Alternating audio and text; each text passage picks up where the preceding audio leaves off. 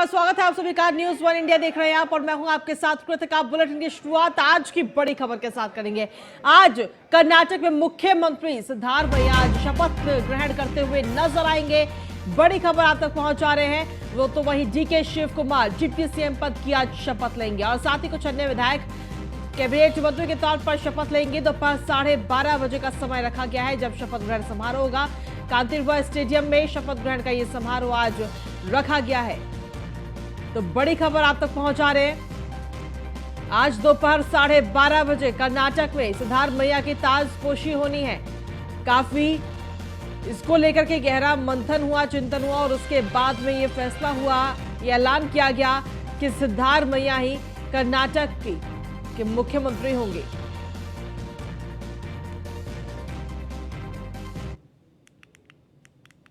और वहीं आपको बता दें कि कर्नाटक चुनाव में कांग्रेस की भारी बहुमत से जीत के बाद सिद्धारमैया को दूसरी बार मुख्यमंत्री पद की शपथ लेते हुए आज वो नजर आएंगे और शपथ ग्रहण समारोह कांतिरवा स्टेडियम में दोपहर 12:30 बजे होगा। इस दौरान उनके साथ डिप्टी सीएम के रूप में डीके शिव कुमार भी शपथ लेंगे।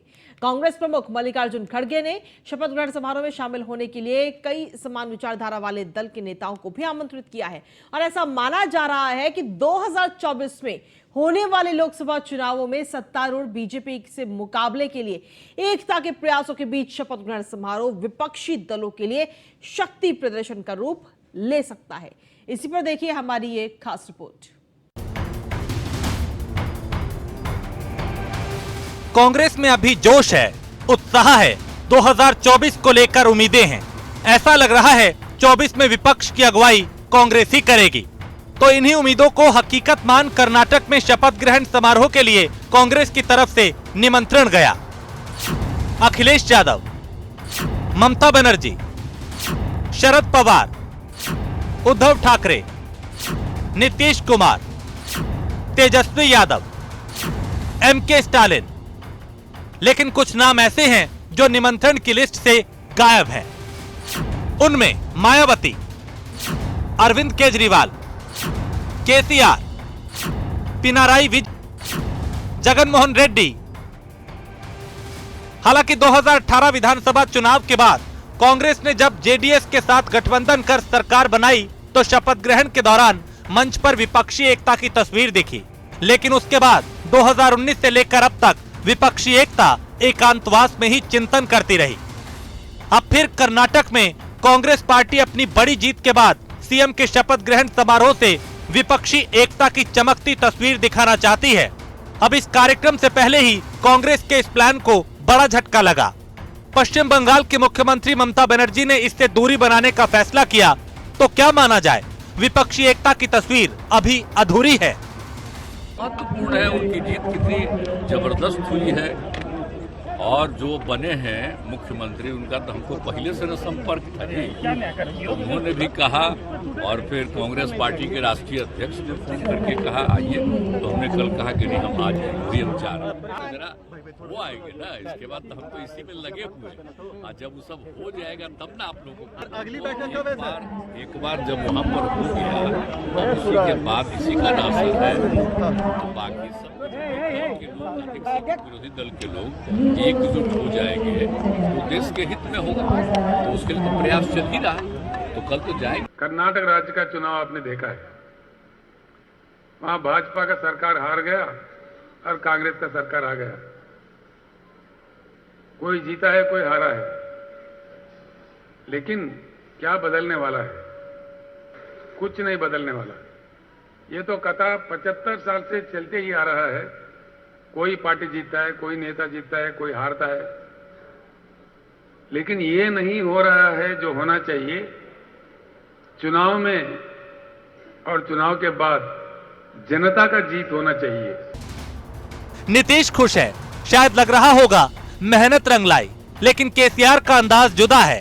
पिछली बार मायावती दिखी थी, अब की बार मायावती निमंत्रण लिस्ट से नदारद है।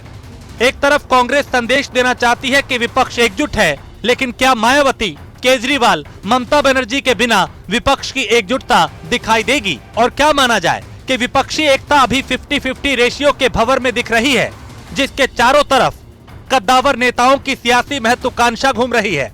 देखने वाली बात होगी कि शपथ ग्रहण के जरिए शक्ति प्रदर्शन करने में कांग्रेस कितनी कामयाब हो पाएगी। Bureau report, news 1 India. और इसी बीच बड़ी खबर का रुख कर लेते हैं। सीएम योगी आदित्यनाथ के गोरखपुर दौरे का आज दूसरा दिन है, जहां सीएम योगी आदित्यनाथ आज नवीन विग्रहों की प्राण प्रतिष्ठा करते हुए नजर आएंगे। शाम 3 बजे स्मृति भवन में हो रहे कथा में भी मुख्यमंत्री योगी आदित्यनाथ शामिल होंगे। तो बड़ी खबर आप तक पहुंचा रहे हैं। सीएम योगी आदित्यनाथ आज नवीन विग्रहों की प्राण प्रतिष्ठा करेंगे। गोरखपुर दौरे का आज दूसरा दिन है। शाम 3 बजे का समय रखा गया है और साथ ही स्मृति भवन में हो रहे कथा में भी आज मुख्यमंत्री योगी आदित्यनाथ शामिल होंगे। तो बड़ी खबर आप तक पहुंचा रहे हैं। सीएम योगी आदित्यनाथ आज नवीन विग्रहों की प्राण प्रतिष्ठा करते हुए नजर आएंगे। तो इस वक्त गोरखपुर में है मुख्यमंत्री योगी आदित्यनाथ।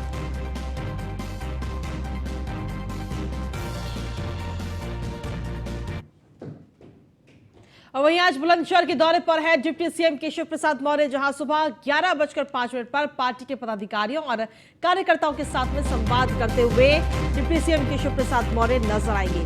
प्रशासनिक अधिकारियों के साथ में भी आज अहम बैठक करीब 12 बजे की जाएगी। और साथ ही आपको बता दें कि दोपहर 1:30 बजे निर्माणाधीन परियोजनाओं का भी स्थलीय निरीक्षण डिप्टी सीएम केशव प्रसाद मौर्य करते हुए नजर आएंगे। तो ये बड़ी खबर आप तक पहुंचा रही है।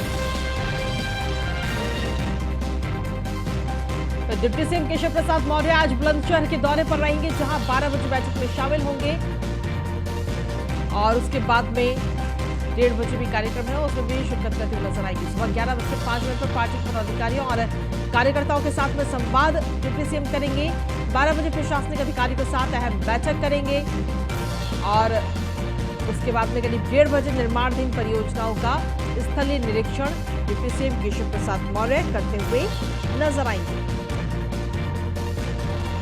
तो आज बुलंदशहर के दौरे पर रहेंगे डिप्टी सीएम केशव प्रसाद मौर्य। और वहीं सपा अध्यक्ष अखिलेश यादव आज गोरखपुर के दौरे पर रहेंगे। सुबह करीब 11:30 बजे बड़हलगंज इलाके के टांडा गांव पहुंचेंगे अखिलेश यादव, जहां पूर्व मंत्री हरिशंकर तिवारी को श्रद्धांजलि अर्पित करते हुए नजर आएंगे। मंगलवार को पूर्व मंत्री हरिशंकर तिवारी का निधन हुआ था। इसके बाद में आज उनको श्रद्धांजलि देने के लिए उनके गांव पहुंच रहे हैं सपा अध्यक्ष अखिलेश यादव।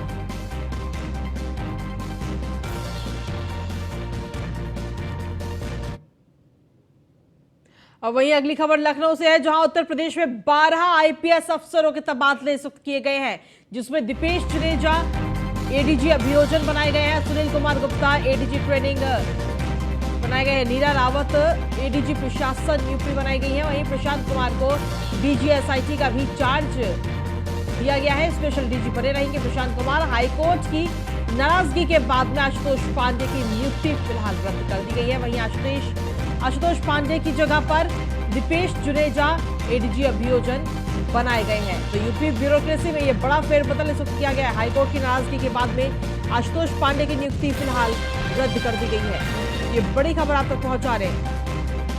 उत्तर प्रदेश में कई अधिकारियों के तबादले किए गए हैं। करीब 12 आईपीएस अफसरों के ये तबादले उत्तर प्रदेश के अंदर हुए।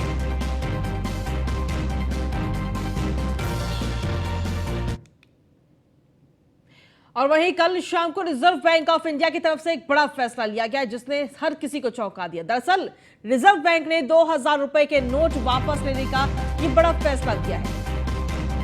बाजार में मौजूद 2000 के नोट अब वैध नहीं रहेंगे। आपको बता दें कि 2000 रुपए के नए नोट नहीं छापे जाएंगे। 4 महीने बाद 2000 के नोट बंद कर दिए जाएंगे। हालांकि अभी तक ये वैध हैं और 30 सितंबर तक आपके पास में जितने भी 2000 के नोट हैं आप उन्हें बैंक में जमा कर सकते हैं। एक बार में 20,000 रुपए आप बदल सकते हैं। नोट बदलने का कोई चार्ज नहीं लगाया जाएगा। 23 मई से लेकर 30 सितंबर तक नोट आप बदल सकते हैं। ये बड़ा फैसला आरबीआई की तरफ से दिया गया है। साल 2016 में जब 500 और 1000 के नोटों को बंद किया गया था तो उस वक्त 2000 का नोट मार्केट में लाया गया था और अब इस नोट को बंद करने का ऐलान किया गया है। हालांकि अभी ये वैध रहेंगे। 30 सितंबर तक का समय है आपके पास में, लेकिन 30 सितंबर के बाद ये नोट मार्केट में नहीं चलेंगे। ये बड़ा फैसला आरबीआई की तरफ से लिया गया है और इसको लेकर के अखिलेश की तरफ से भी ट्वीट इस वक्त किया गया है। तो 2000 के नोट को अब बाय बाय करने का वक्त आ गया है और अखिलेश यादव ने ट्वीट किया है कि कुछ लोगों की अपनी गलती देर से समझ में आती है। 2000 के नोट के मामले में भी ऐसा ही हुआ है, लेकिन इसकी सजा इस देश की जनता और अर्थव्यवस्था ने भुगती है।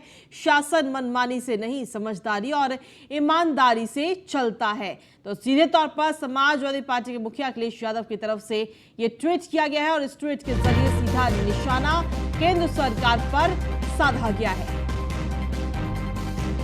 तो इसके अलावा अगर देखा जाए तो विपक्षी दल लगातार आरबीआई के इस फैसले को लेकर सरकार को घेरते हुए नजर आ रहे हैं। आपको याद होगा साल 2016 में जब नोटबंदी की गई थी, 500 और 1000 के नोट जब बंद कर दिए गए थे, तो उस वक्त भी सरकार पर तमाम सवाल उठाए गए थे। आपको बता दें कि 2000 के नोट को लेकर के साल 2016 में ये नोट चलन में आया। 2018 में 2000 के 336.2 करोड़ नोट छापे गए। मार्च 2019 में यह संख्या 330 करोड़ से ज्यादा हो गई और 2020 में यह आंकड़ा घटकर 273 हुआ। मार्च 2021 तक 249.9 करोड़ 2000 के नोट और अभी 2000 के 200 करोड़ नोट चलन में होने की संभावना इस वक्त जताई जा रही है। साल दर साल नोटों की संख्या में गिरावट होती रही है। आरबीआई ने 2000 के सिर्फ 370 करोड़ नोट ही छापे हैं, लेकिन अब अगर देखा जाए तो 30 सितंबर तक का वक्त है जब आपके पास में कोई भी 2000 का नोट है तो उसे आप वापस करा सकते हैं। 2016 में यह बड़ा फैसला लिया गया था। 500 और 1000 रुपए के नोट मार्केट से बाहर कर दिए गए थे और उसकी जगह पर 500 का नया नोट और एक 2000 का नया नोट मार्केट में आया था।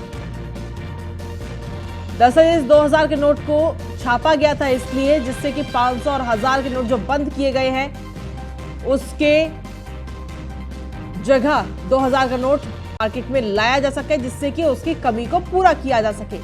हालांकि जब नया ये 2000 का नोट जब मार्केट में आया था तब भी तमाम सवाल खड़े किए गए थे इसको लेकर के कि आखिर इतना बड़ा नोट और इससे कहीं ना कहीं भ्रष्टाचार को और बढ़ावा मिलेगा।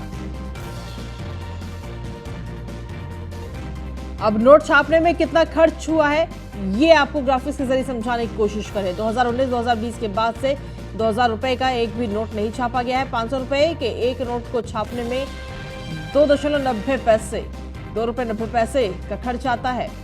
200 रुपए के एक नोट को छापने में 2 रुपए 37 पैसे का खर्च आता है। 100 रुपए का नोट छापने में 1 रुपए 77 पैसे का खर्च आता है।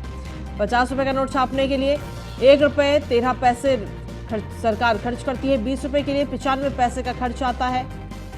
तो किस नोट को खर्च करने में किस नोट को छापने में कितना खर्च आता है ये इस वक्त आपको बता रहे हैं। 2017-18 में 2000 का नोट जो है वो 4 रुपए 18 पैसे में छपता था और इसकी कॉस्ट जो घट के 2018-19 में 3 रुपए के करीब हुई।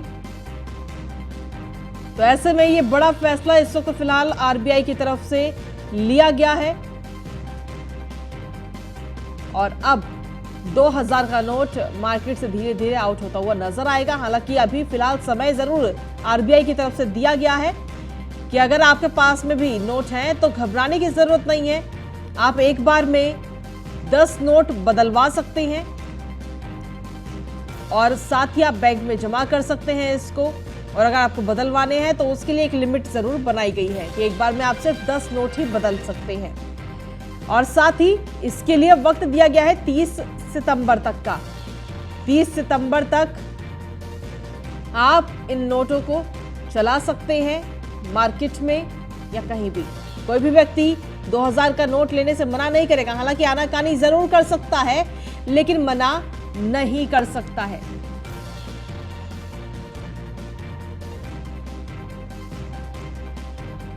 तो फिलहाल अब 30 सितंबर तक का वक्त दिया गया है और इसी के साथ इस वक्त की एक और बड़ी खबर का रुख कर लेते हैं। दिल्ली सरकार के अधिकारों पर अध्यादेश इस वक्त जारी किया गया है। सुप्रीम कोर्ट के फैसले के बाद में यह अध्यादेश जारी हुआ है। केंद्र ने एलजी को अधिकार वापस दे दिए हैं। दिल्ली के एलजी को अब जो पूरे अधिकार थे, जिसको लेकर लगातार बवाल दिल्ली के अंदर देखने को मिल रहा था, अब वो अधिकार एक बार फिर से एलजी को वापस दे दिए गए हैं। ट्रांसफर पोस्टिंग के लिए बनाई गई एक अथॉरिटी। दरअसल सुप्रीम कोर्ट की तरफ से ये आदेश दिए गए थे कि एलजी के पास अधिकार नहीं है, दिल्ली सरकार के पास अधिकार है। और अब ऐसे में एक और अध्यादेश ये जारी किया गया है, जिसके बाद में कहीं ना कहीं यही नजर आ रहा है कि दिल्ली में बॉस जो है वो एलजी ही है। हालांकि जब सुप्रीम कोर्ट की तरफ से फैसला आया था तो दिल्ली सरकार की तरफ से तमाम खुशियां मनाई गई थी, मिठाइयां बांटी गई थी इसको लेकर के। लेकिन अब जिस तरीके से देखा जाए तो यह अध्यादेश जारी किया गया और इस अध्यादेश में एलजी को जो अधिकार है वो वापस मिल गए हैं। ट्रांसफर पोस्टिंग के लिए एक अथॉरिटी बनाई गई है। तो वहीं इसको लेकर के दिल्ली सरकार का कहना है कि यह सुप्रीम कोर्ट की अवमानना है। तो ऐसे में दिल्ली सरकार एक बार फिर से सुप्रीम कोर्ट का रुख कर सकती है।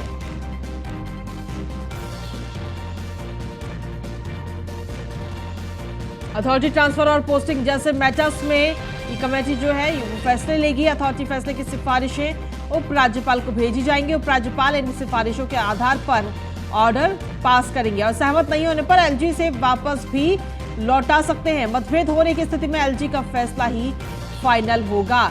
एनसीसीएसए में सीएम, मुख्य सचिव और प्रधान गृह अथॉरिटी ट्रांसफर और पोस्टिंग जैसे मैटर्स में फैसले लिए जाएंगे।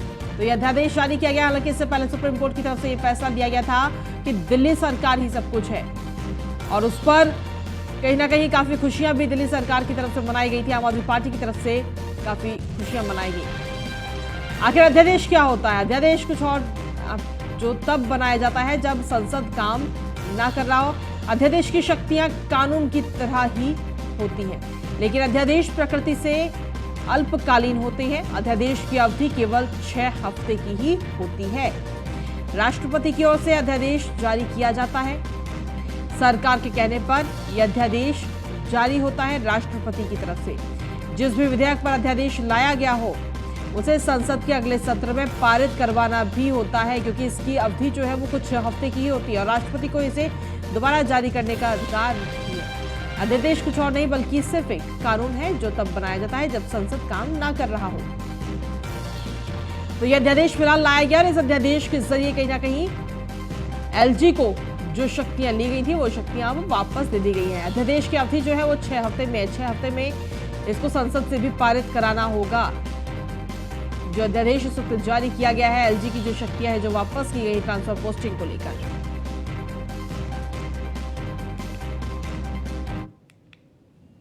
बाराबंकी के स्कूलों में बच्चों के बौद्धिक विकास, सामान्य ज्ञान और आत्मबल बढ़ाने के लिए डीआईओएस अपने नवाचार मिशन से बदलाव ला रहे हैं और प्रार्थना सभा में देश दुनिया की खबरों के प्रस्तुतिकरण के साथ साथ हर शनिवार को स्कूल में फन डे भी मनाया जा रहा है। देखिए हमारी ये खास रिपोर्ट।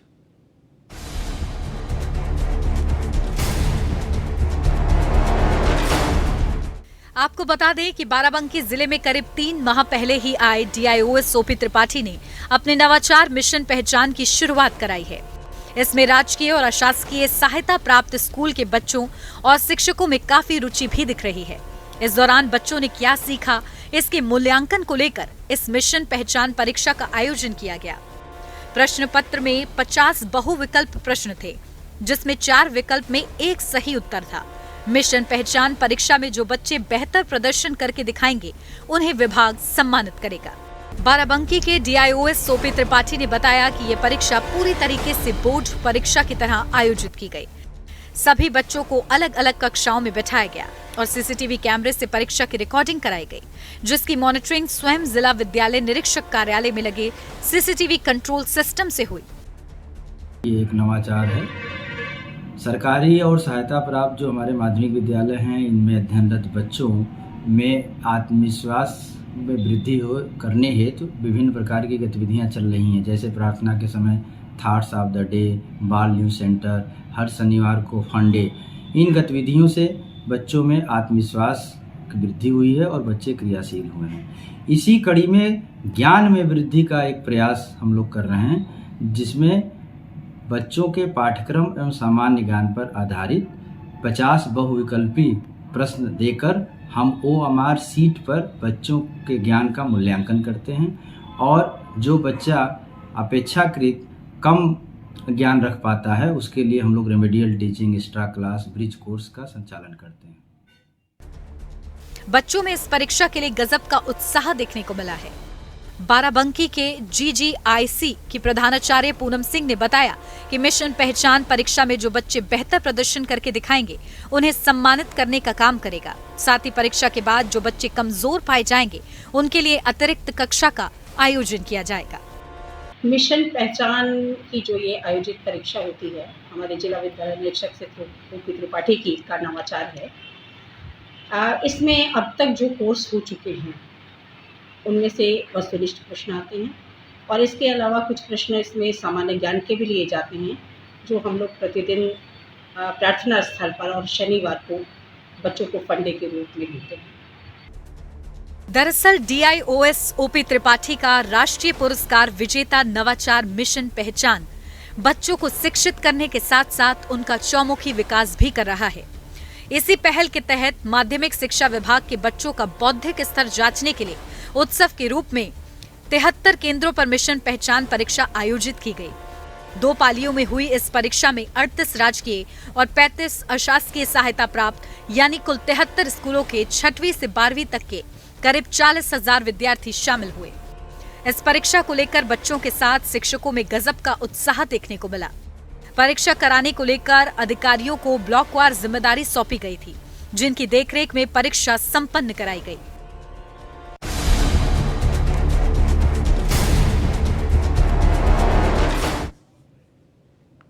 और खबरों का सिलसिला न्यूज़ इंडिया पर यूं ही लगातार जारी। एक छोटे से ब्रेक लिया, रुकेंगे, आप बने रहिए हमारे साथ।